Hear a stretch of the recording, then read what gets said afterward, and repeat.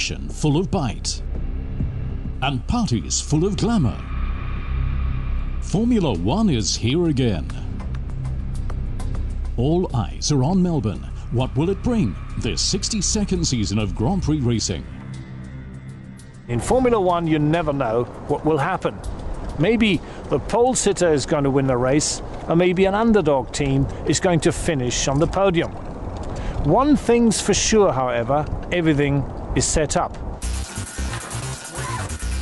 That's because the F1 logistics experts are already in mid-season. They've been working for weeks to make sure everything's in place on the big opening day. A mammoth task, and the drivers are very aware of how important it is. I feel and I can see it's quite a complicated thing to organize, and you need as well, even on that area, that department, experienced people which can handle things and have a long experience in Formula One. Because when you are 1,000 kilometers away, like in Australia, it's not an easy thing.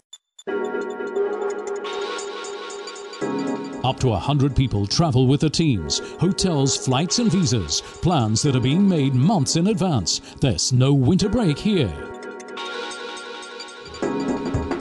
And then the equipment. Around 10,000 components in 120 cases have to go to each race. To ensure everything's in the right place at the right time requires exact planning. Especially when, as this year, no sooner is testing in Europe over than 3 overseas races come along in quick succession. We're sending different sea freight around the world at any given time. We have 3 replicas of the equipment that is, at this point in time, on a boat on the way to Australia, on the way to Malaysia and on its way to China.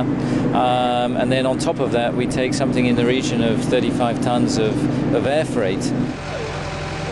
We then start planning how many cases we're going to take about a month ago, and we make our freight bookings with FOM of how much space we want on the planes, how much we're going to send, and then what we want them to take on to the subsequent races. A mighty task for which Formula One gets comprehensive support from its logistics partner. Put simply, the team's highly sensitive and secret freight, hundreds of cases and containers, and even their fuel need to be transported and processed through customs. Once at the circuit, every case and every screw ends up where it belongs, no matter at which Grand Prix. Any delays would be catastrophic, and for precisely that reason, Formula One needs and has a logistics team of international specialists. Without this, none of them world-class events could ever happen. And well-managed logistics make sure that the freight arrives on time and in top-notch quality. The teams rely on this totally. After all, they need to keep their minds clear for the first step of the long path to the final race in Brazil, and maybe to the World Championship title of 2011.